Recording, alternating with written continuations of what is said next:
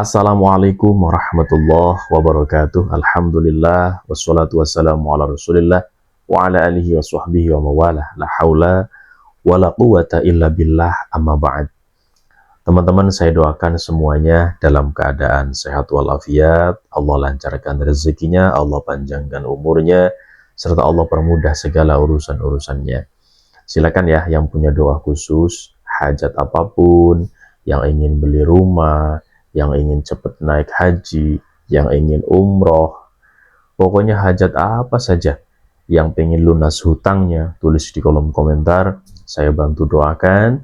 Insya Allah teman-teman juga bantu aminkan, dengan harapan doa-doa kita semua diijabah oleh Allah Subhanahu wa Ta'ala.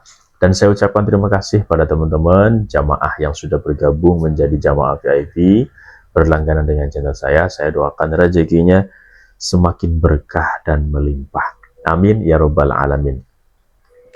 Teman-teman, Nabi pernah mengijazahkan kepada salah satu sahabat, namun ijazah ini sangat-sangat tertutup.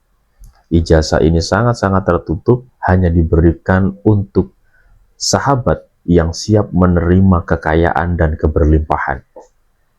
Maka dari itu, ijazah ini tidak diijazahkan oleh Nabi kepada semua sahabat. Hanya yang mampu saja dan yang siap istiqomah menjalankan amalan ini, maka Nabi akan memberikannya. Nah, amalan ini yang diberikan oleh Nabi kepada sahabat itu ada 3 amalan. Ya. Ada 3 amalan yang insya Allah ketika para sahabat mengamalkan amalan ini secara istiqomah, maka kehidupannya akan menjadi keberlimpahan. Bukan cuma harta, tapi semuanya, ya. Dari mulai kesehatan, keberkahan anak, keberkahan keluarga, terutama tentunya keberkahan dalam ekonominya, tentu akan dicukupkan oleh Allah Subhanahu wa Ta'ala.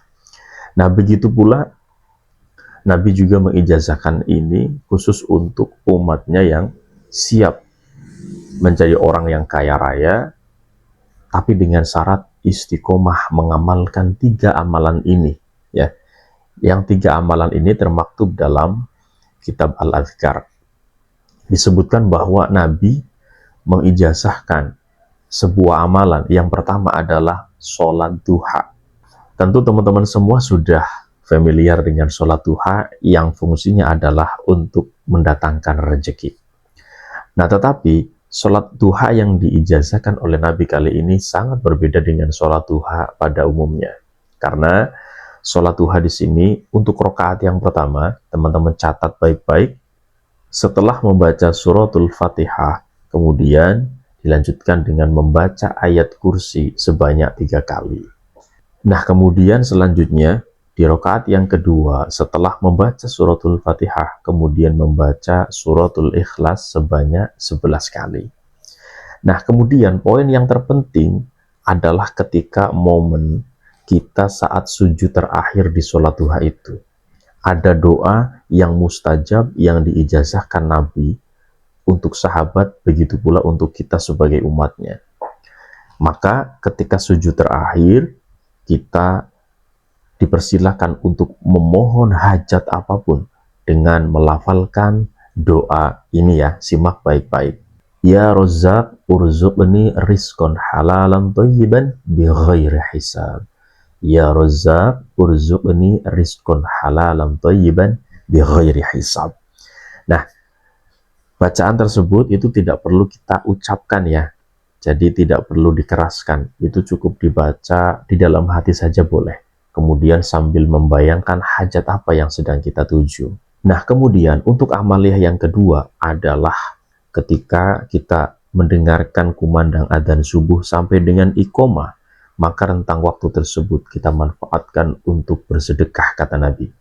Nah, mungkin ini yang disebut dengan sedekah subuh, tetapi metodenya harus teman-teman pahami. Jadi, ketika kita mendengarkan adzan sampai dengan batas waktu iqomah, kita siapkan uang untuk bersedekah pada waktu itu, ya insya Allah ketika kita bersedekah di waktu tersebut, itu mustajab hajat kita. Nah, caranya adalah pegang uang, kemudian membaca sholawat 3 kali. Allahumma sholli ala Sayyidina Muhammad wa ala ali Sayyidina Muhammad. Allahumma sholli ala Sayyidina Muhammad wa ala ali Sayyidina Muhammad. Allahumma sholli ala Sayyidina Muhammad wa ala ali Sayyidina Muhammad. Nah, kemudian dilanjut dengan membaca doa sebagai berikut. Allahumma ballighni rizqika bil barakah. Allahumma ballighni rizqika bil barakah. Nah, kemudian setelah teman-teman sudah membaca doa tersebut, jangan lupa sambil memegang uang dan sampaikan kepada uang tersebut bahwa uang itu memiliki energi ya. Ketika uang tersebut ada pada orang yang dermawan, maka uang tersebut akan memberikan manfaat kepada orang tersebut. Maka dari itu, ketika kita memegang uang, maka jangan lupa sampaikan kepada uang dengan kalimat tersebut. Wahai uang, pergilah dengan penuh barokah dan kembalilah dengan berlimpah. Itu saja ya. Dengan harapan uang setelah kita keluarkan, maka dia bukan berkurang, tetapi sejatinya dia akan kembali lebih banyak dan berlimpah insya Allah. Nah, kemudian amaliyah yang ketiga, yaitu setelah selesai sholat subuh, maka ada amalan zikir yang bunyinya adalah Ya Hayyu Ya Qayyum Ya Fattah Ya Razzaq, dibaca minimal 100 kali.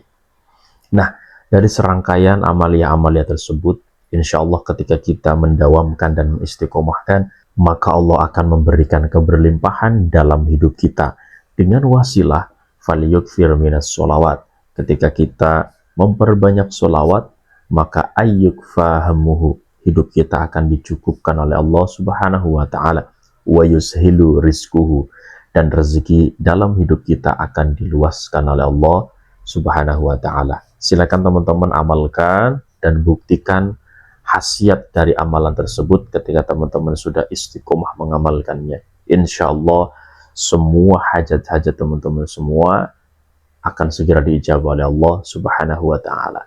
Hadanallahu wa iyyakum ajma'in. Wassalamualaikum warahmatullahi wabarakatuh.